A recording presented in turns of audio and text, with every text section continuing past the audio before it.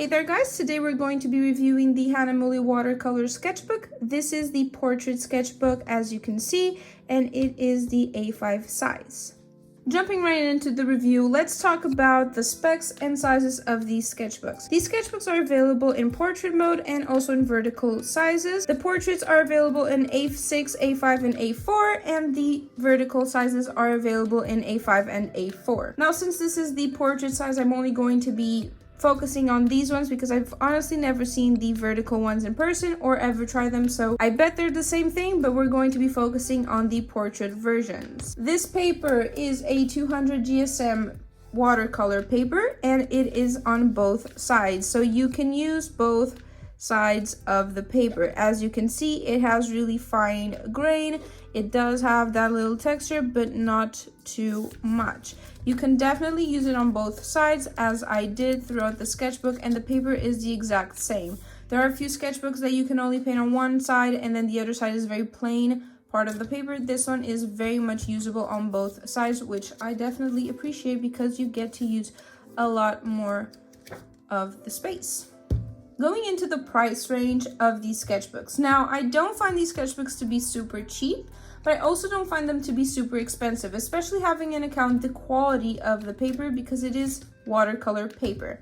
Now, I did search up two locations when it comes to price. The first is one in my country. This is what I paid for it, and this is the range in my country, in Portugal. I do believe that maybe in around Europe this will be kind of what you'll find. So for the A6 sketchbook you pay €9, the A5 is around €15, and the A4 around €23. This is not too expensive for a watercolor sketchbook. It doesn't have many pages. If I'm not mistaken, it has around 30 pages, but it's still not very expensive having in account the quality of the paper that we see in this sketchbook.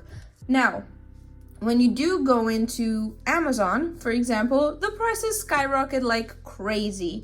So when we go into Amazon, we see that the A6 sketchbook is now between $13 and $18. The A5 is between $18 and $27, and the A4 is around $40. Now, why do I say 13, 18, 18, 27? Is because you can find it on sale right now, but the original price is the most expensive one on the list. Now, I think we can all agree that the price difference is a bit ridiculous, but maybe it's due to shipping or any other circumstances, but I would advise you to, if you want to look into the sketchbook, try to find it in your local art store rather than on Amazon, because I do feel like it's going to be a lot cheaper that way. I will still leave a link down below if you want to check it out on Amazon. See the specs for yourself and weigh it out. Maybe in your Amazon it will be cheaper than in the Amazon in the US. Now, for the paper review, this is the part I think is most important and I want to get to it right away. So starting off with pencil sketches on this paper. As you can see, you can definitely use pencils on this paper, but it does have so much texture when you do use pencils. Like I said, this paper is fine texture. I love this type of texture. I don't like too textured of a paper. But when it comes to pencils, it is very textured and it will definitely be a bit messy if you're using full-on charcoal pencils. If you're using a pink pencil, it's not as messy, but I do find that you can't erase it as well. So that is also something to keep in mind. It's not the most erasable paper. You should really go light-handed with this paper, especially when sketching. I did get this a little bit messy, but still it gets a lot of texture. It's really messy, and it's not a very nice sketchbook when it comes to only sketching in pencil. On the other hand, fine liners don't actually work that badly. You do have to be careful with the texture because you can still tell that they are a little bit squiggly, but this is a really fine liner and it works pretty well. I do think you can definitely do a lot of stuff with it. Same goes for ballpoint pen. This is all in ballpoint pen. It does have a bit more of a texture with ballpoint pen, but I think it looks really good, and this was something I was really liking on the sketchbook, was to do the line art with ballpoint pen because it's very Very light, very easy, and it looks pretty good, but always with texture. Now, going into the watercolor, which is the main star of this paper. As you can see throughout various paintings, I experimented with watercolor a lot in this sketchbook, and I have to say it is by far the best sketchbook for watercolor that I have ever tried. As you can see here, I did a lot of experimentation, letting the watercolors go and do their own thing. This is wet on wet. And I was just having a lot of fun. They mix in really well, they have really nice texture, and the paper really allows the watercolor to do its thing.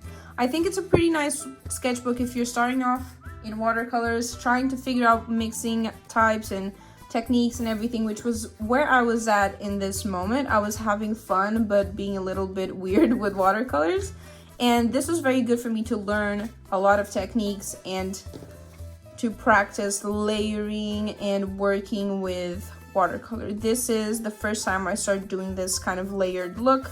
Same thing goes to this painting. It is very layered. I dedicated a lot of time to the couch, not as much to the character, but I really enjoy it. I think this paper works really, really well. Also keep in mind that in this painting, this took a lot of water and it did not bleed to the other side. Neither did this to that side. So that's another part of this paper, is that it doesn't bleed to the other side no matter how much water you put into it. You are allowed to experiment and do so much with layering and watercolor techniques, and it's very freeing. This black part is in ink, and I do find that it works really nicely, and it does not bleed to the other side, and you barely even notice it's there. Another piece I did using inks was this one. I went a little bit wild and used a bunch of different pens, and I do think it looks really nice and it's really well blended. It doesn't look too streaky, and this was me having like fun and experimenting, so I think this came out really nicely, and again, it does not bleed to the other side. Now, these are the only mediums that I tried in this sketchbook during my experimentation process, and I wanted to try a few more. Now, I'm not going to be trying alcohol pens. I think they're going to mess up the sketchbook, and I have a lot of old paintings here that I don't want to mess up.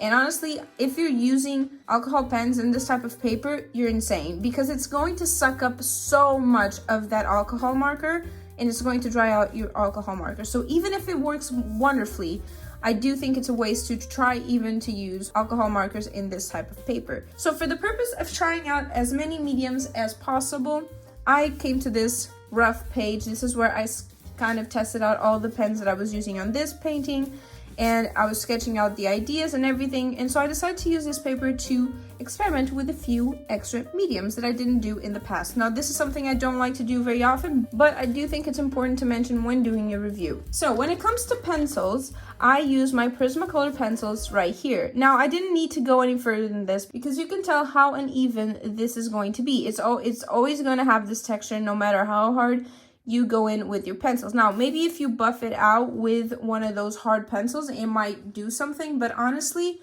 it's not the paper for that. I do think, though, that if you're doing a painting in watercolor and then doing the pencil on top, I think that will look pretty good, have a nice texture, and I think it will be interesting to play around with that texture within your piece. Next up, we have acrylic paint. Now, this is red acrylic. It goes on so beautifully. It's insane. It's not streaky at all. I do really like the end effect. It's very, very nice, and it looks amazing. I do feel like the paint looks a bit matte. I don't know if that's me, but it looks a bit matte. Now, these paints usually are shiny, they're acrylics, but maybe the paper helped it look a bit matte. Either way, I like how it looks. I think it will work pretty well, and acrylic usually works pretty well in all papers, so I just wanted to test that out. Next up, we have some glittery gold foily watercolors. Now, these are the Gansai Tambi watercolors. I love them, and I wanted to test it out because I didn't have these at the time of using the sketchbook. I really like how they look. And I feel like when you put more water, you can always get different effects with these watercolors, and I find that I like them a lot and they look really well. Finally, but not least, gouache. Now, I did just a simple little swatch of gouache, and here's why. Gouache is gonna work marvelously well in any paper that takes watercolor marvelously well. Usually that's the case. Now, what I wanted to test out with the gouache was the streakiness of the paint. This is something that some sketchbooks you might experience it more in some sketchbooks and less in other types of paper, but this is to me, the ultimate test for gouache. I've already tested watercolor in this paper, really liked it, and I do think that gouache is going to work marvelously, but gouache can always be streaky, and I hate streaky gouache, so I guess that's what I wanted to test. Now, this test was made with a really light wash of gouache. My gouache are pretty dry at the moment, so this was done with a very wet brush, and I think it looks amazing.